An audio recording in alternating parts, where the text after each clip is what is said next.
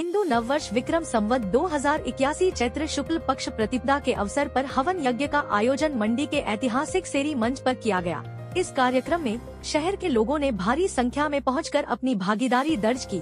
धर्म संघ के प्रधान भीमचंद सरोज ने देशवासियों और मंडी शहर वासियों को नव वर्ष की हार्दिक शुभकामनाएं और बधाई दी। उन्होंने कहा कि कार्यक्रम के आयोजन में लगभग 22 संस्थाओं ने सहयोग दिया है।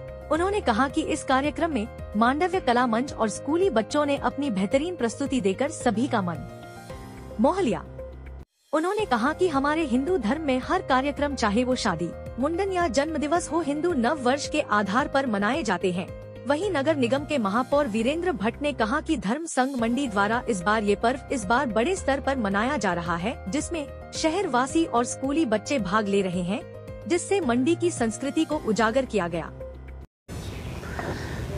लोकसभा चुनाव को लेकर जो रण है वो सज गया है और उस रण में सभी राजनीतिक पार्टियां अपने अपने प्रयास लगातार लोगों के बीच कर रही है, ताकि लोगों को अपनी नीतियों व अपनी जो विचारधारा पार्टी की है उससे उनको अपनी ओर आकर्षित कर सके।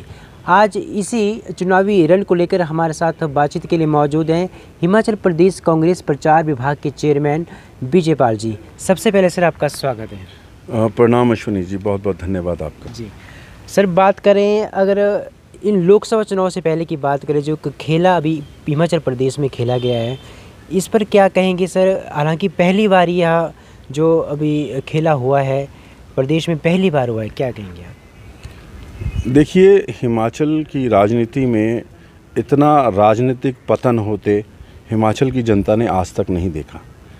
इसको आप खेला कह लीजिए या षड्यंत्र कह लीजिए, लेकिन जब विपक्ष ने ये कहा कि सुखविंदर सिंह सुक्खू जी की सरकार को भगवान भी नहीं बचा सकता, तो मुझे लगता है भगवान ने स्वयं बीच में आकर उनके इस षड्यंत्र को नाकामयाब किया।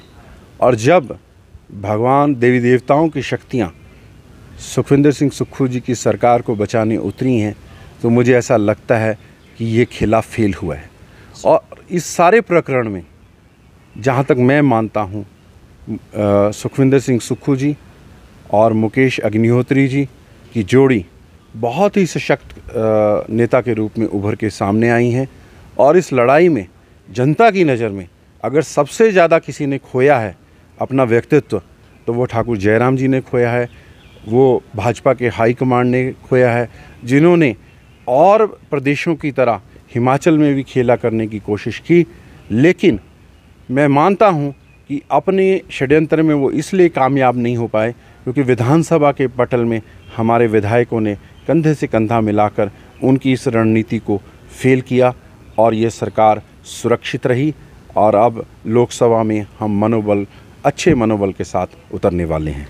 जी, बात करें सर बागी विधायकों की, अब भाजपा से वो इलेक्शन लड़ रहे हैं, क्या सर वो इलेक्शन जीत पाएंगे जिस तरह से उन्होंने भी इसमें अपना सहयोग दिया है? देखिए, ये जो बागी विधायक हैं, ये कुल मिला के 6 विधायक हैं। और अगर किसी भी व्यक्ति की छवि या उसकी व्यक्तित्व को आपने परखना हो, तो पूर्व में उनके किए हुए कामों से आप उसका कर सकते हैं। जहाँ तक रही राजेंद्र राणा जी की बात, तो प्रदेश की जनता जानती है कि वो प्रेम कुमार धूमल जी के सिपा सलार रहे, उनके परिवार के विश्वसनीय लोगों में रहे। वहाँ उन्होंने धोखा दिया।